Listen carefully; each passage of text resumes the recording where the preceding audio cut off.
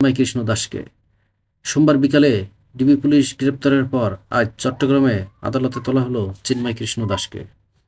বাংলাদেশ সম্মিলিত সনাতনী জাগরণী জোটের মুখপাত্র ও পুণ্ডরিকধামের অধ্যক্ষ চিন্ময় কৃষ্ণ দাসকে আদালতে নেওয়া হয়েছে।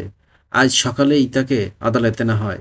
চিন্ময় কৃষ্ণ দাস ব্রহ্মচারী সোমবার বিকেল গ্রেপ্তার করেছে ডিবি পুলিশ। শাহজালাল আন্তর্জাতিক বিমানবন্দর থেকে বুধবার থেকে বাংলাদেশ পুলিশের বিশেষায়িত গোয়েন্দা শাখার ডিবি সদস্যরা তাকে গ্রেপ্তার করেন। সম্প্রতি চিন্ময় কৃষ্ণ দাসের নেতৃত্বে চট্টগ্রাম ও রংপুর সহ বিভিন্ন এলাকায় সনাতনী ধর্মাবলম্বীদের ৮ দফা দাবি নিয়ে কয়েকটি সমাবেশ অনুষ্ঠিত হয়। তিনি ইসকনের সাবেক নেতা। কেনই বা তাকে গ্রেপ্তার করা হলো? গত ৩০ অক্টোবর জাতীয় পতাকা অবমাননার অভিযোগে রাষ্ট্রদ্রোহ আইনে চট্টগ্রামে কোতোয়ালি থানায় চিন্ময় কৃষ্ণ দাস সহ ১৯ জনের বিরুদ্ধে মামলা করেন মোহাম্মদ ফিরোজ খান নামে এক বিএনপি নেতা। তিনি চট্টগ্রামের মোহরা ওয়ার্ড বিএনপির সাধারণ সম্পাদক ছিলেন। এ মামলা করার পর থেকে তাকে বহিষ্কার করেন বিএনপি। মামলার অন্য আসামিরা হলেন চট্টগ্রামের হিন্দু জাগরণ মঞ্চের সমন্বয়ক অজয় দত্ত ৩৪, নগরীর প্রবর্তক ইসকন মন্দিরের অধ্যক্ষ লীলারাজ দাস ব্রহ্মচারী সহ অনেকে।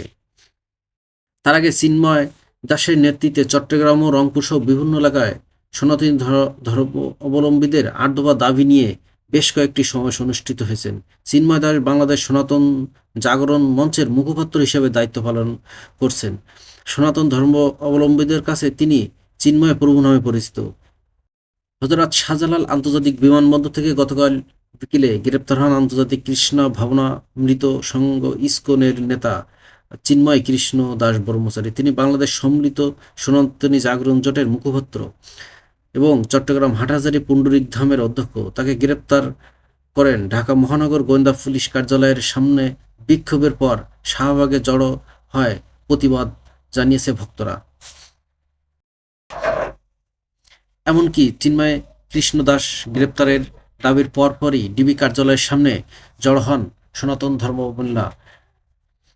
একের পর এক বিভিন্ন জায়গা থেকেও সংবাদ পাওয়া যাচ্ছে চিন্ময় কৃষ্ণ দাসকে গ্রেপ্তারের পর বাংলাদেশের বিভিন্ন প্রান্তে আন্দোলন এবং সংগ্রামের ডাক দিয়েছেন সনাতন ধর্মাবলম্বীরা।